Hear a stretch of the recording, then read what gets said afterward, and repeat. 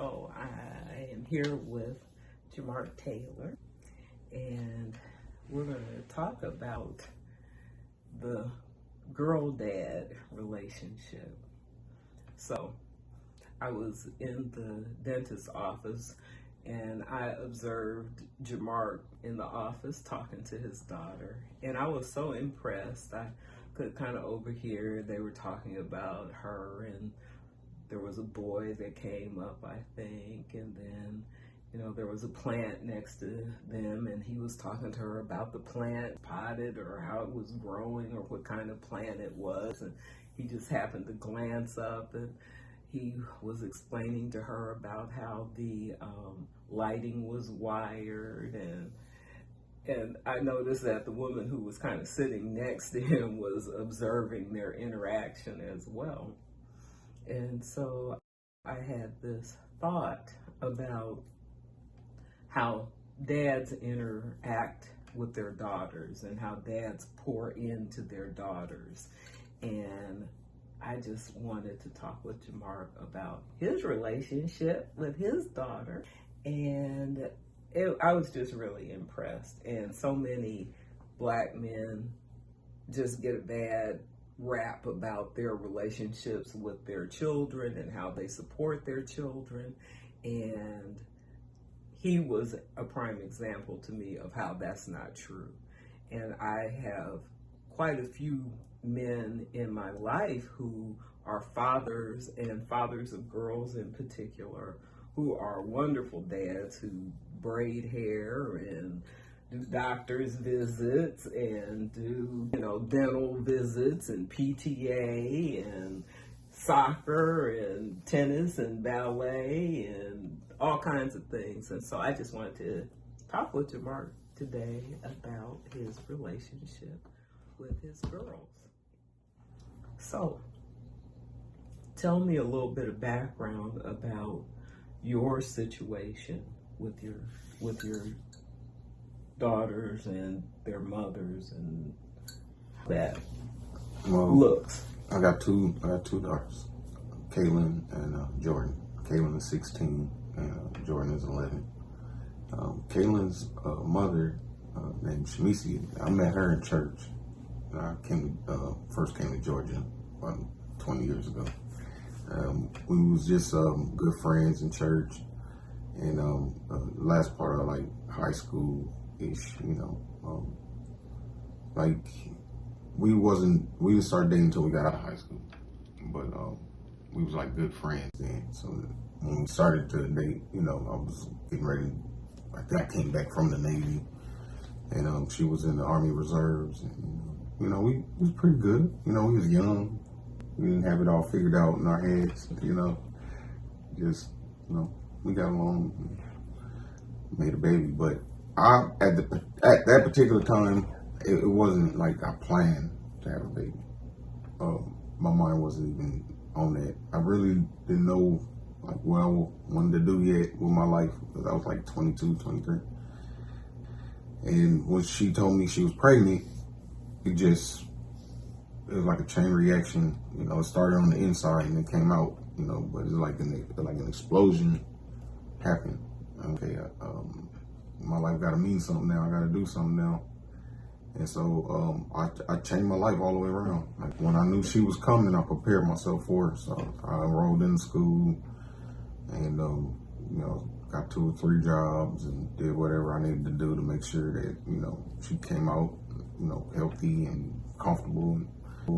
What did you study in school? At first I went for business administration, but once I looked at what type of jobs that will come out of that, I'm not the shirt and tie cubicle guy. Like I'm kind of like I gotta be outside and work with my hands. So I transferred to a technical college. Okay. And so I went there, and that's when I went in for heating and air, because I knew I was like I should be able to take care of her, pretty comfortable with this type of income. Mm-hmm. It ain't too long to get, it was a 2-year course. So I did that. Let's fast forward 9 months. She was coming out, and I cut the umbilical cord. And when I actually seen her, it's when I started to breathe different. I'm breathing for 2 now. I was like, at that time, me and the mother was, kind of getting a little rocky or whatever, but it didn't stop my determination because I knew that it was my turn now. My dad had his story, but now I got to create mine. And it was the same. I wasn't going to have the same story. My daughter wasn't going to have the same experience.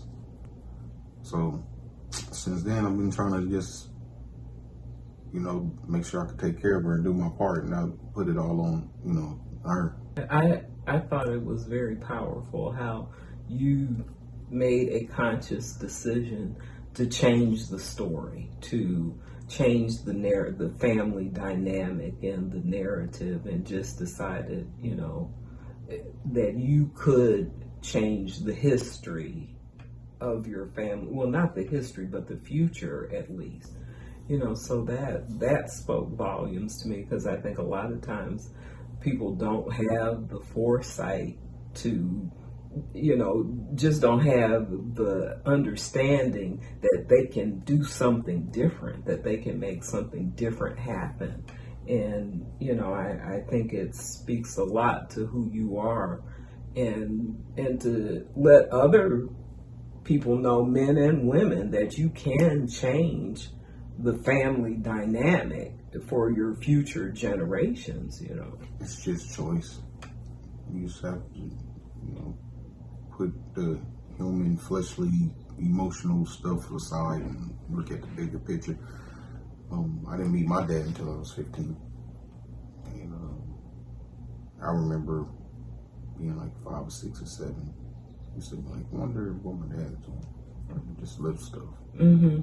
Wonder, I used to see little pictures of him. I used to wonder what kind of guy he was and stuff like that. Was he a good man? Was he this? Was he that?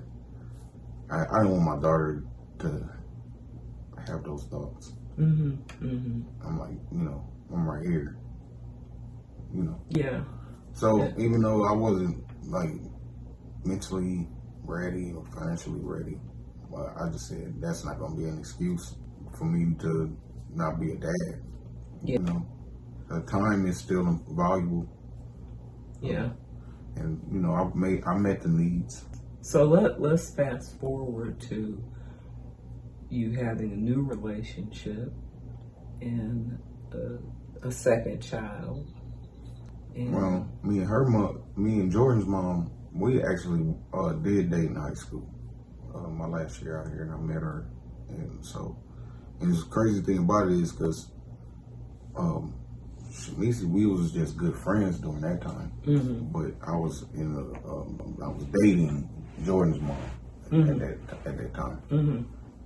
and it was like a high school thing, we went our different ways, and by this time I had Jordan. I had Caitlin, and then she had 2, and then we ran back into each other. And it was like, oh, hey, what's up? Oh, you got 2? I was like, I got 1. Mm-hmm. Hey, Brady Bunch, let's go. Right.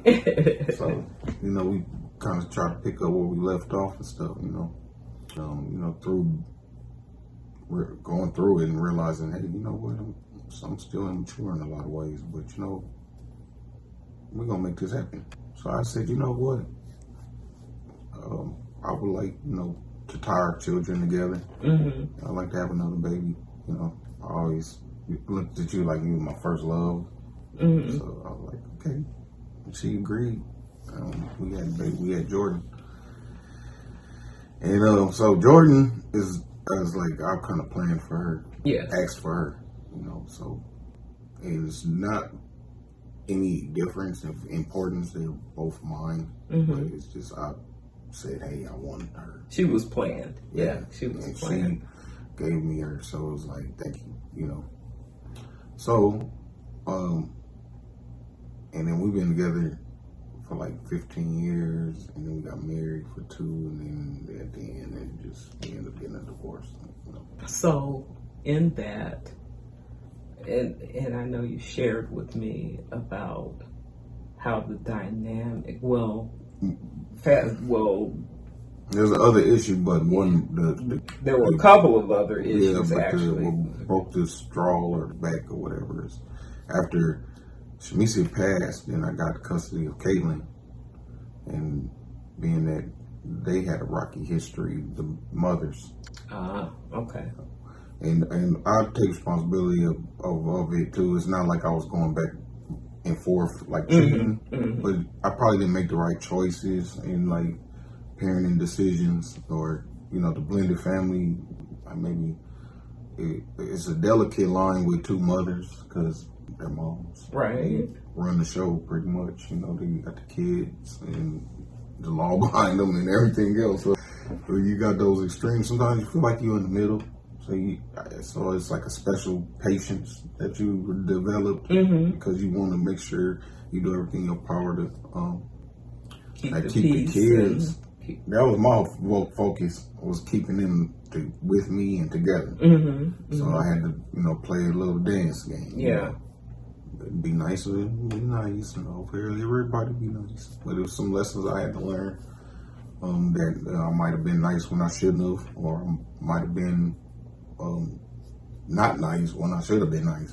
Yeah. Stuff like that. So they don't make a book on how to manage blended families, so you just kind of got to learn as you go. Yes. But so, I'm sure I made a great amount of mistakes, but in the end, it was in the best interest of the children we separate, because we were becoming suffocating. That's a good word. It's not like every day was like turmoil or anything like that, but you know how the energy is just different, dry. It's like it gets hollow after a while, And then there was a concern, I guess, about how comfortable Caitlin was. Yeah. I couldn't understand it, but looking back on it now, I don't want to give it a name or say. This one thing, I will never talk bad about any one of my mothers. I never said, like, no matter, like, if I strongly disagree, I won't be like, well, she had a bad mom. Right. Or none of that. I will never say that. But there was sometimes I didn't know how to handle certain decisions, so I just kind of like.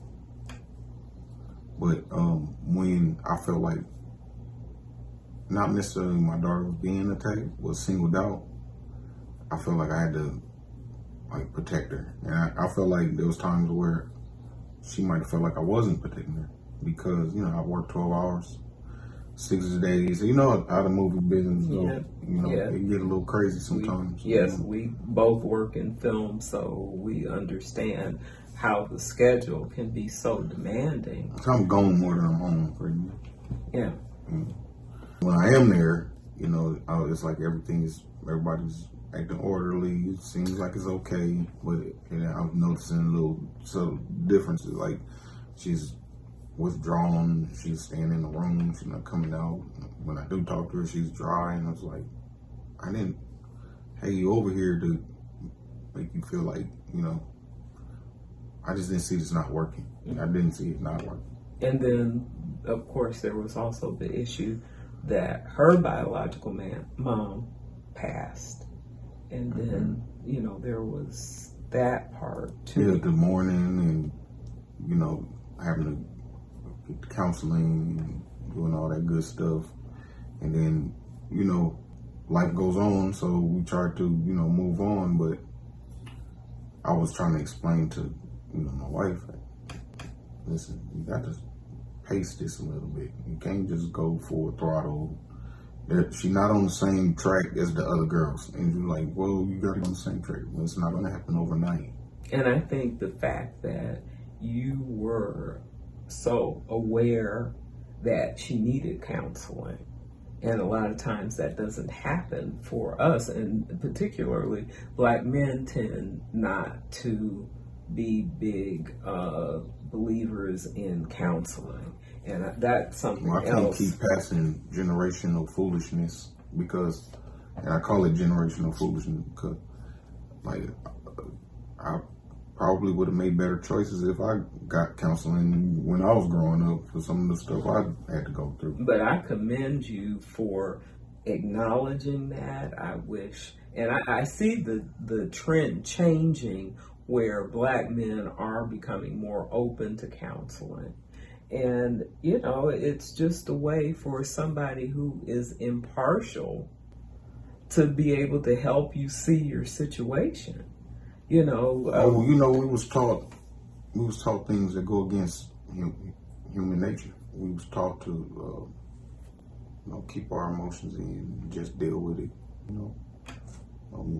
And it's not fair. It really isn't fair because we all have feelings. Yeah. Male, female. We as men, we have to be taught, but we do have to manage them though. We can't just walk around here crying every 5 minutes. So, As women, quiet as it's kept, we have to manage them as well. We all need to learn to manage our emotions. But it's something that has to be taught. Yeah, and it's more acceptable for women, to be able to express emotions. But for men, you're trained not to, which is at an early age too. Like, this thing starts at 4, 5 years old. When you fall, don't cry. No, don't help him up. Get up.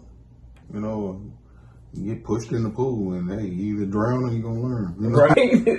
Right. A part of me likes it a little because it's like you got to be thrown in the fire. You got to think there was a time in history where we didn't have houses and all that. We was outside for real. So you had to have some grit and some guts because you got a polar bear standing right, and we appreciate. You know what I'm saying? Yes. So I get it. Some of that isn't. Not all of it is bad. Like, I hate it when they use the word, like, toxic masculinity. Like, there's no such thing as a toxic masculinity. There's no such thing as a toxic femininity. It's just bad behavior. Right. That's so true. It has nothing to do with being a man or nothing of that. It's character. It's a character issue. That's all it is. And when you had a generation of absent fathers, you're going to get grown boys. Because you don't know how. Manhood has to be taught. Yes. You know what they used to do back in the days at 13 years old, coming to age, would throw you out in the wilderness. But those first 13 years, you was taught how to make a spear.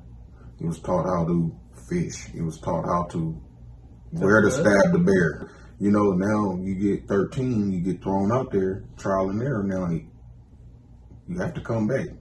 If you don't come back, the tribe looks at it like, well, we don't need that type of weakness anyway. Yeah. So it's cutthroat in the man realm, but it has to be a little. And trust, we appreciate that as women. We appreciate that balance. It is a balance. Because I don't know about these men nowadays, but I don't require, a woman to take any masculine roles, unless she just wants to or just good at it.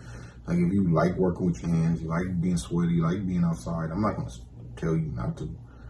But I can handle that too. And you could just worry about doing all the womanly stuff if that's what you want to do. And we got a new way of doing things nowadays. And it's all open to whatever you choose to do, But like myself, I like a woman to be feminine. So tell me about how you help your daughter determine what guys she should deal with and what guys she shouldn't. Well, the human brain doesn't stop developing until 25, right? That's right. So girls a little bit earlier than boys, But see, if I'm training her about boys, I'm using the standard of maturity. Like, so basically, I'm telling her, y'all shouldn't even be trusting yourselves 100% until y'all get to that age. You guys are developing your emotions, are developing different things that when you were 6 or 7 years old, your body now all of a sudden you're 16, your body, you see a boy or something, you start getting tingly and all this other weird stuff, and it's all natural. So it's okay. So, but you have to be careful because the body and the mind is not always on the same page. Right. You know what I'm saying? Yes. So how to determine what's good for you is to, for one, know what you want and know what your value is and what you're trying to get out of life. That's the standard right there. And you can measure who could be around you by, are they helping you stay on track, or are they trying to get you off of track? When I was dating their mothers, they couldn't have bad grades. Even at the age of 17, 18, 19, my mentality was, I'm not going to be anybody's wrong turn. Like, I was against smoking and all that stuff. Like, I didn't start doing all that craziness till I turned into an adult. But while I was in school, I was serious about grades, and I was serious about, like, because I didn't want to be nothing like the men I seen growing up. I didn't want to be nothing like them. Like, I just ran the opposite direction. It's so interesting how there is a group of people who think like you, and it's like, this is an example of what I don't want to do. And then there's a group who just follow in that path, you know. Well, it depends. It's so interesting. As a man, it depends. See, it would be easy for me if somebody was older, even if they were good or bad, but they reached to me and then I was able to look up to them. But I was absolutely disgusted with the stuff that I seen them do, you know, because I used to watch stuff like The Cosby Show, and I was like, I didn't see Mr. Huxtable doing that stuff. I used to watch, you know, right. like I didn't see Uncle Phil doing that stuff. You know what I'm saying? Like, so why are you taking me to other women's houses? And why are you doing this? I'm like, man, I'm not gonna be like none of y'all jokers. Man. I'm straight on all of this stuff, man. Like, this ain't the type of man I want. The only thing I got from him was my physical physiqueness. Like, every man I grew up when I was growing up, they was all well built and well groomed and like real like nice. Like, I took that from them. Like, a man's supposed to always be healthy and strong, because how you gonna protect and stuff and you fat and you can't jump a fence or something, like, you know. So that's the stuff they used to say to me growing up, you know. And they used to make me get up Saturday morning and come out in the backyard and hit the weights with them and stuff. I'm out there, a little bony guy with 5-pound weights in training. Yeah, you know, and I'm listening to their stories and the stuff they doing. So certain things I picked up on, but because my mom had a real strong effect on me, influence on me.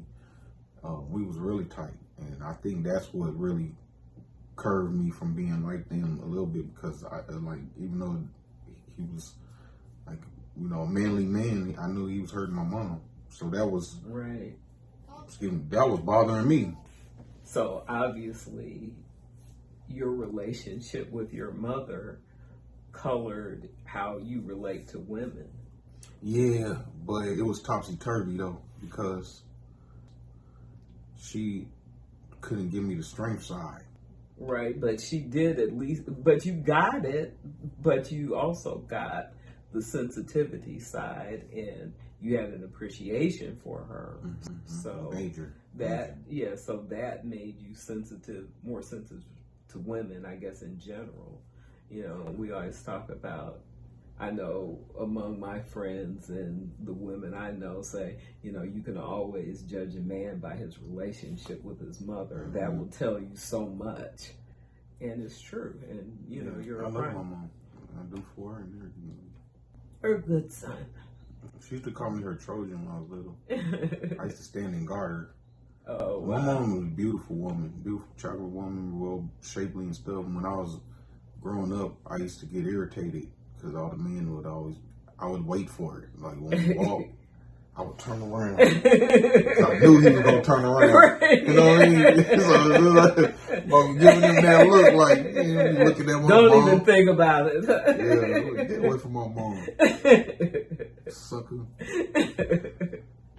I didn't understand it until I grew up. And I was like, oh, okay, I get it. Right.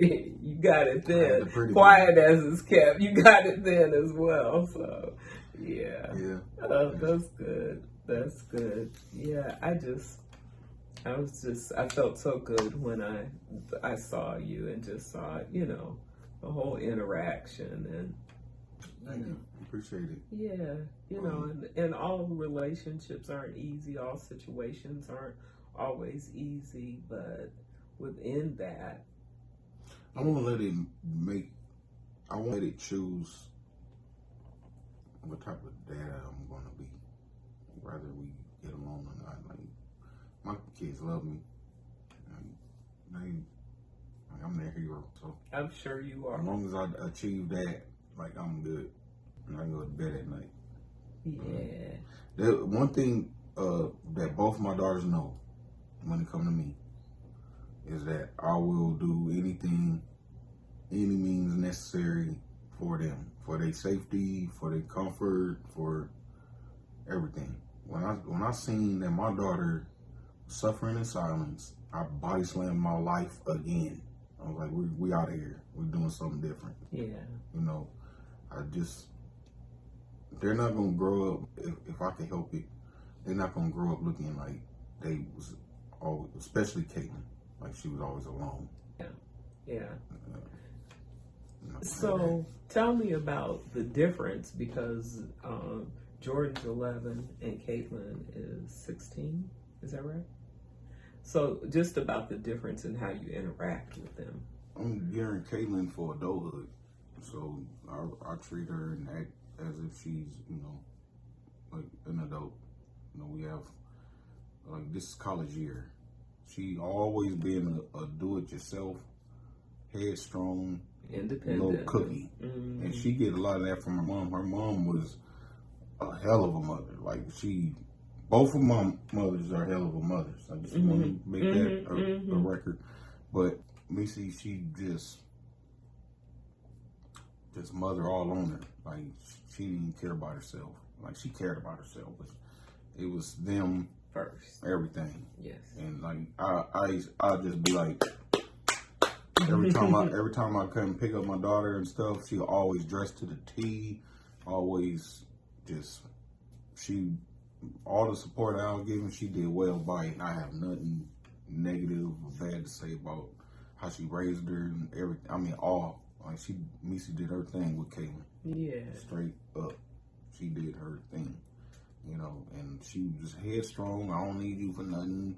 So I just, I rode the wave. I'm like, well, shoot, I get her, my, 2-3 weekends, and get her a week here and there and stuff like that, and I paid my child support on time. That was never an issue, So that's how life goes when you live in two different households. Yeah. I mean, I'm showing up to the award ceremonies and all the, anything The I know about, any activities stuff I know yeah. about, I'm there. And there was times where, me and the mom, we didn't talk or whatever, but I would still call her on the cell phone. Still, we had our moments. I wouldn't let what was going on interfere with, No, because, I mean, me and my daughter, that's me and my daughter. My daughter is not an attachment to, like, it has nothing to do with the mom. That's what I tell them. I said, my love for her had nothing to do with you. I'm like, whether we work it out or not, I'm never leaving my baby. I don't care what you do, but you gonna always have to deal with me. I'm gonna always be around. Ain't gonna be one of them dads that was up the street, but the child ain't seen me in 3 years. Right. Like, that's ridiculous. Yeah, it's sad. It's far be it from me. But tell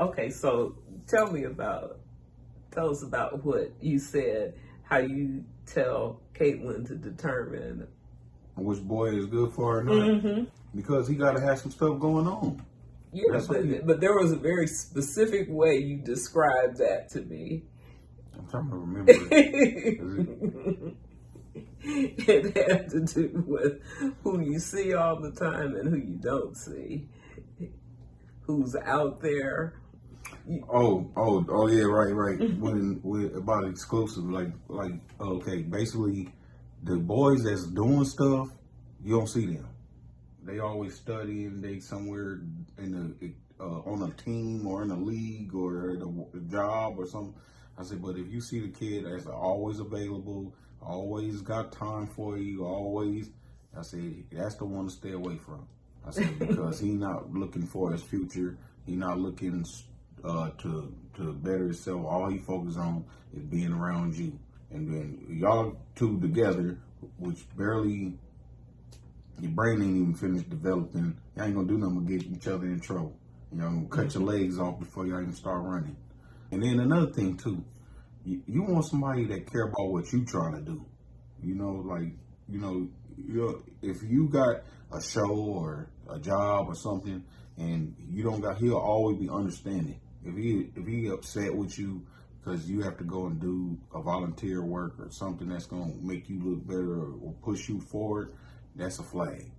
Anytime somebody feel like you got to choose them over a passion or something that's for you, furthering your life or your career, like they supposed to be on your side. They supposed to say, go on and do it, hit me when you're done, or is there anything I could do to assist? Would you like me to show up to support you? This is the type of stuff you need to hear. Now I know, man, you know what, you need to hurry up and get on, do all that, or come see me beforehand, or this and that. If you're hearing this kind of stuff, just stay away from that guy. He's bad news. I thought that was just great advice. I love that. So if you want a person that got his own focus, how you gonna be a leader and he want to follow you, be all up under you? So yeah, it's a balance. But I just she gonna be good though. I'm sure she is. She sounds like she is right on track. And she's really fortunate to have a dad like you. I'm fortunate. Yeah. To have her. I believe the kids pick their parents. I do too. Yeah. I do too. Yeah. Yeah, I'm just happy they chose me. Yeah. We have a lot of similar ideas about things, which I thought was interesting because sometimes I feel like I'm like off in left field sometimes, but I was like, you're right there with me.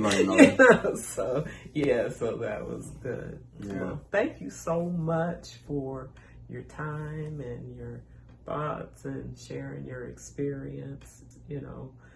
My hope is that maybe, some other dads watching this might have some ideas about, what it looks like to do it right, Well, I'm humble, and then all that, using me as an example. Like, honestly, I don't think about stuff like accolades, or I used to get offended when people say, "You're a good dad." I'm like, why?